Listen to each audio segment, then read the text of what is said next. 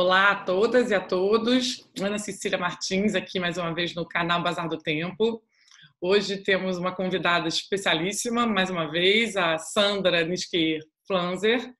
A Sandra é psicanalista, ela é mestre e doutora em teoria psicanalítica na UFRJ, é autora de diversos livros de literatura, também poesia, e está acabando de escrever, num momento, né, muito apropriado, o primeiro livro de teoria psicanalítica. A gente convidou também o filósofo, nosso grande parceiro Eduardo Jardim, para estar aqui hoje com a gente, para essa conversa com a Sandra. Então, obrigada, Eduardo, também.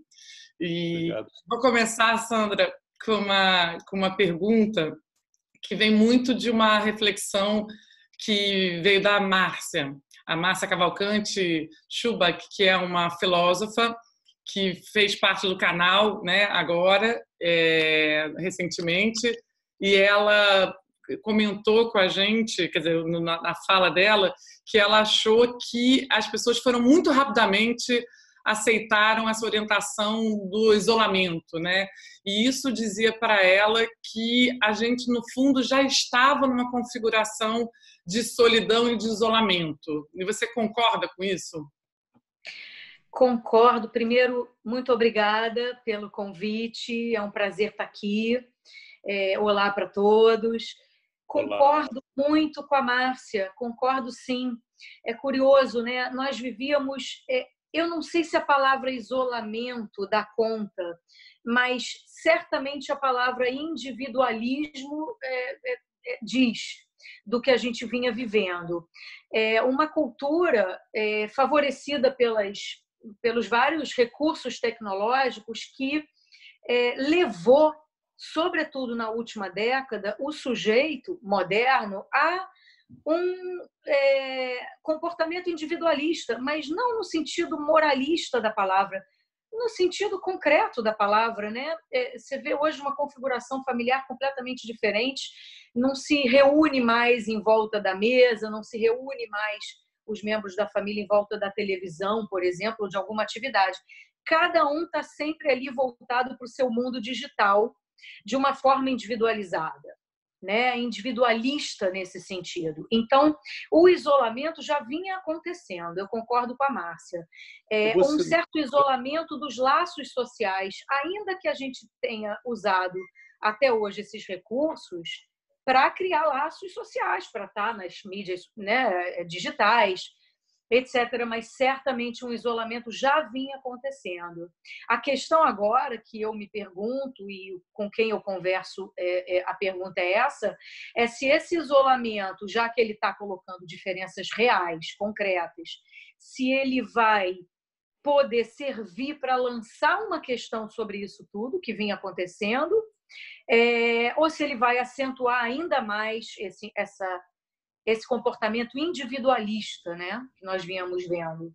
Uhum. Eduardo, você ia perguntar alguma coisa? Não, é porque eu não sei. Eu acho que eu entendo o seu comentário, o comentário da Márcia sobre esse acentuado individualismo, né, que nós temos vivido nas últimas décadas. Mas eu penso que o que a gente vive hoje, essa experiência do isolamento que a gente está vivendo hoje, eu acho que traz uma novidade, né? É uma novidade e que isso me convida a refletir um pouco sobre isso significa solidão, isolamento entendido como solidão, né? E a perda, me parece, de um mundo, porque mesmo que as relações entre as pessoas fossem superficiais, havia uma ideia de se encontrar e compartilhar alguma coisa, e isso que se compartilha é o mundo, né? Então, eu fico perguntando se essa experiência nova que a gente está vivendo, ela não envolve também uma espécie de perda do próprio mundo, né? Mundo entendido como aquilo que se compartilha. Então, eu acho que tem uma novidade aí, tem uma novidade que, para mim, é muito ameaçadora, né? De pôr em risco a existência do próprio mundo que se compartilha. Eu acho. Com razão. Você não acha? Com certeza, acho sim, te acompanho nisso. Eu acho que você falou várias palavras importantes. Vamos por partes, né? Primeiro, de trás para frente, te respondendo, eu também acho que o mundo daqui para frente será outro. Você percebe, eu não sei se entre os seus isso está muito pregnante, como está para mim, a dificuldade que as pessoas têm tido com o fato de que elas não têm mais o direito de ir e vir. Exatamente. Por exemplo, ficar em casa em nome de um coletivo. Como essa ideia é difícil de ser aderida por muitas pessoas, porque as pessoas foram se habituando a esse coletivo ele ser também um conjunto e uma soma de individualidades e do direito individual. Isso é a sociedade capitalista tal como a gente vinha vivendo. Então, eu acho que o direito que o sujeito, nesse momento, acha que tem, ou vai ver, tem mesmo, não vou julgar, de sair na rua e exercer o seu lindo passeio pela praia, por exemplo, de Copacabana, se assemelha ao direito que o americano diz que ele tem de ter uma arma. Isso está no direito dele, por que ele vai não ter, não exercer? Então, tem questões aí da individualidade de cada um que estão sendo profundamente mexidas, então eu concordo contigo, é um novo mundo, é uma nova visão de mundo em relação ao coletivo, claro, mas eu acrescentaria à sua fala algumas pequenas diferenças que não são semânticas, viu, Eduardo?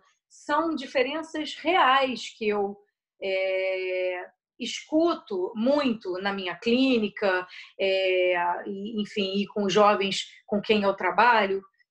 Nem todo mundo que está solitário, no sentido de não estar acompanhado de alguém, sente solidão.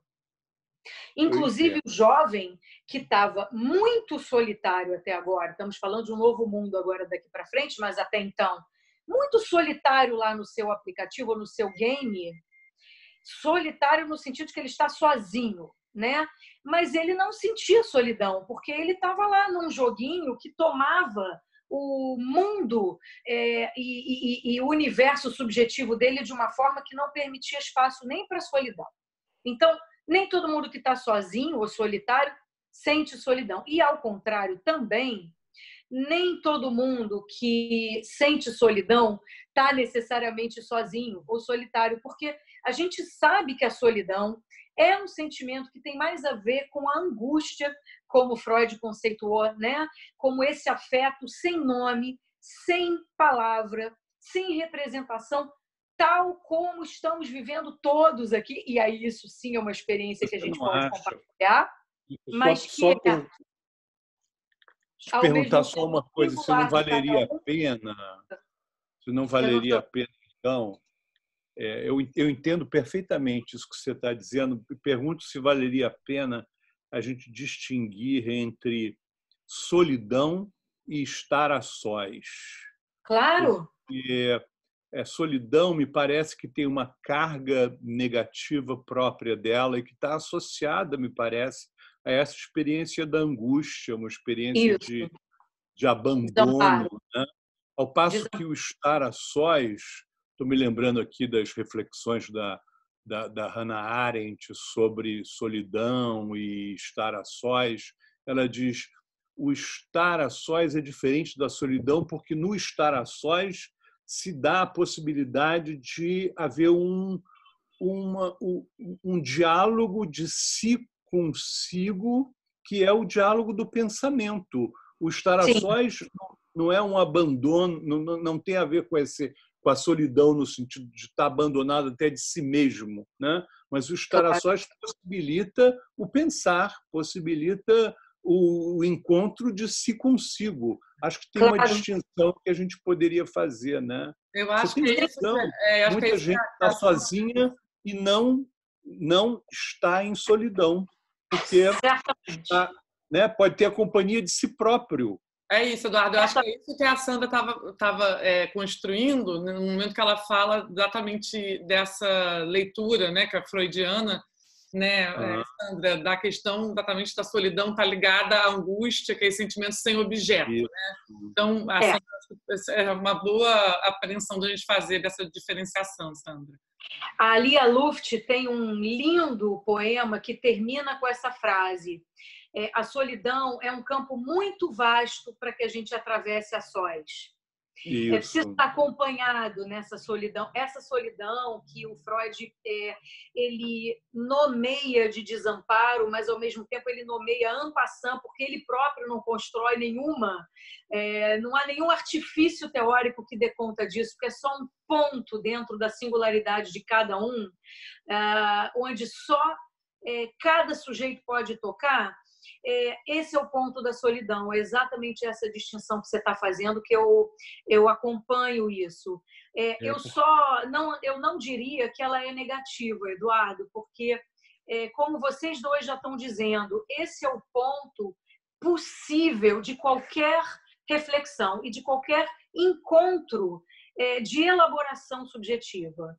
Não se elabora nada sem passar por esse ponto. E é exatamente o que a gente via acontecer, não sei se eu posso falar no passado, porque talvez a gente ainda veja em outros termos, acontecer com toda essa revolução tecnológica e suas consequências para a cultura.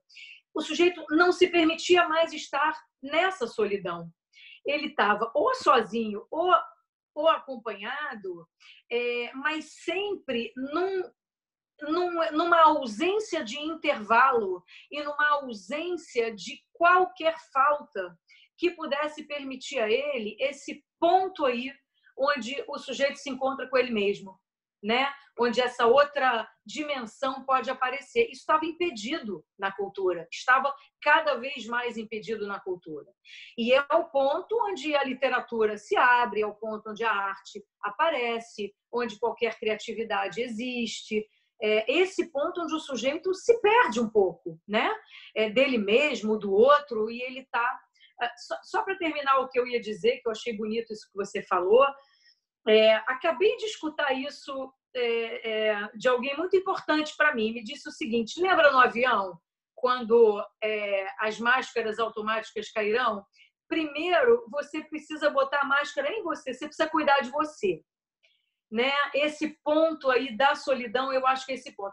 Primeiro, a gente cuida da gente para depois poder cuidar do outro, para depois poder compartilhar e estar nesse mundo,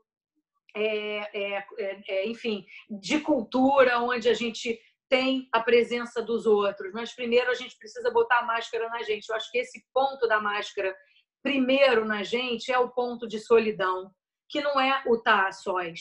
Porque estar a sós, a gente pode ou não se sentir solidão estando a sós, mas e pode sentir solidão estando acompanhado também, né? Nada impede. Então, esse ponto de solidão, eu não acho ele negativo, eu acho ele positivo e fundamental para o laço com o outro.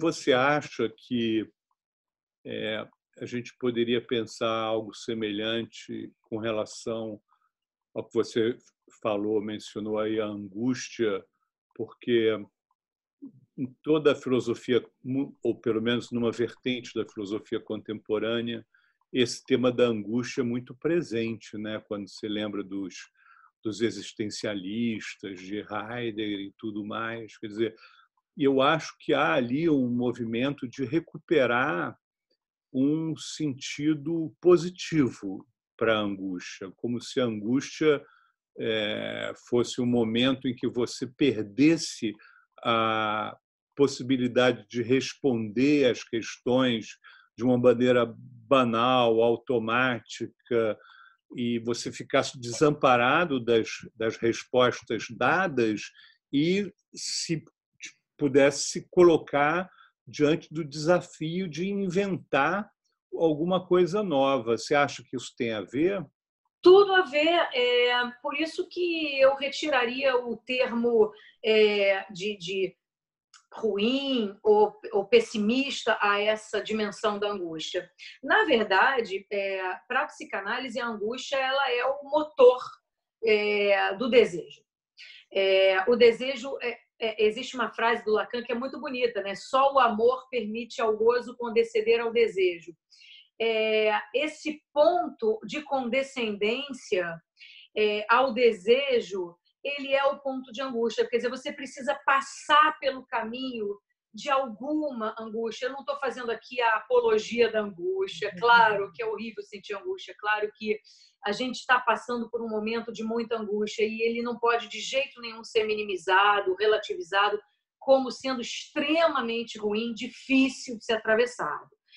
Tá? Não é isso, então, que eu estou falando. Não estou fazendo nenhuma ode à angústia. Mas a gente sabe também que, por exemplo, ao longo dos séculos, até o final do século passado, pelo menos, já que a gente está falando dessa tecnologia toda nova dos últimos 20 anos para cá, a gente sabe que até o final do século passado, a angústia era o motor de toda a criação artística. E, inclusive, a angústia era cultuada por isso. Quer dizer, o pintor, o escritor que passava por alguma melancolia, e a gente tem que fazer a distinção de melancolia e angústia em psicanálise, mas vamos, nesse momento, tomar essa licença de sobrepor. Qualquer artista precisava passar pela melancolia para produzir uma obra de arte, ou mesmo que não fosse uma obra de arte, qualquer coisa criativa. E isso vale para o sujeito comezinho e comum também, né? Então, numa perspectiva estrutural, não há acesso ao desejo sem angústia, né? A angústia ela é quase o motor para o sujeito de qualquer desejo. É sinal da falta, é sinal que alguma coisa... Porque se o sujeito não tem isso e nada falta, ele acorda como aquele bonequinho do filme Wall-E, né? Completamente entupido, nada falta, nada causa o desejo desse sujeito, não há nem por que levantar da cama, né?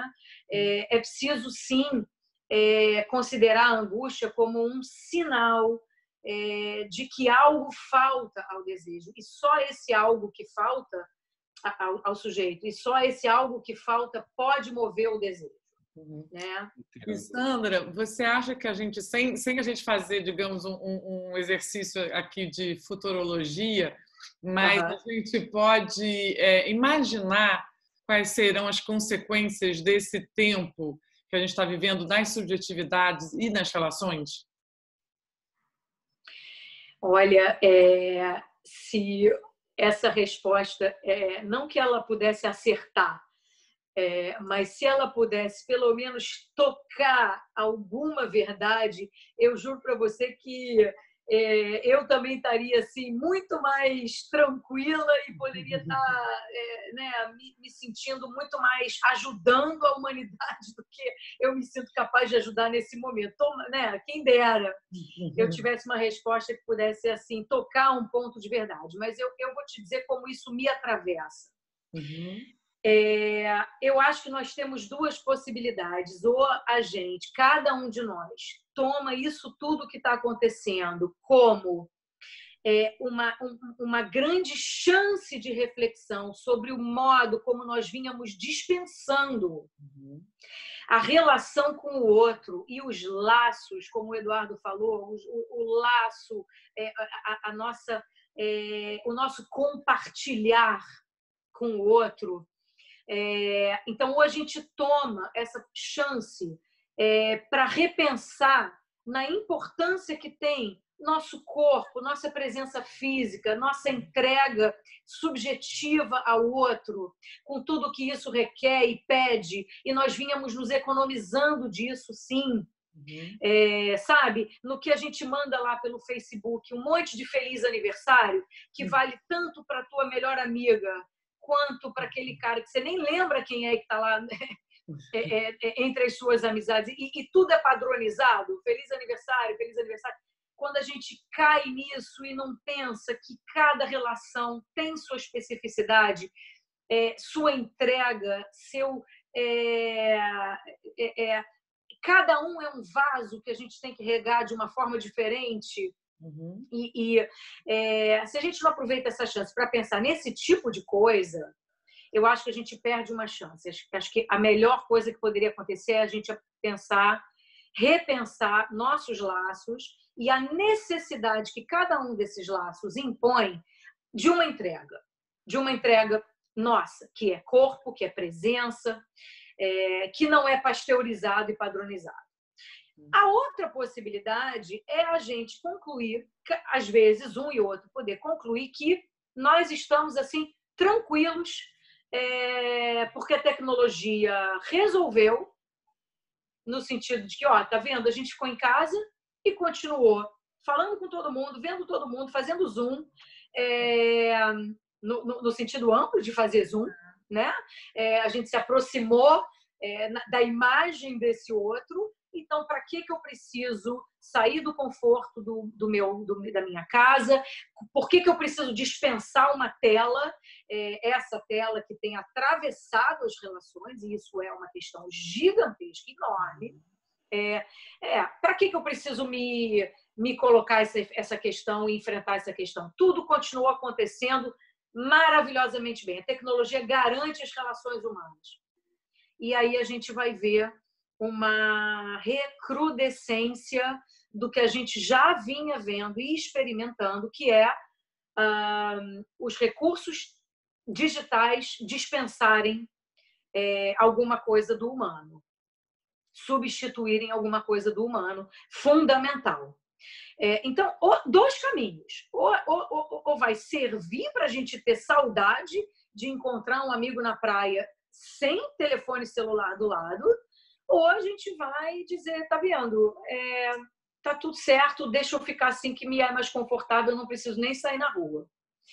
Eu aposto na primeira hipótese, eu aposto que, pelo que eu estou escutando, todo mundo vai ter muita saudade da rua, da praia, do campo, do mato, da natureza, do contato com o outro, presencial, físico, com os riscos imensos que sempre houve nisso, e a gente vai fazer do que está acontecendo uma chance para se reencontrar de uma maneira mais ética.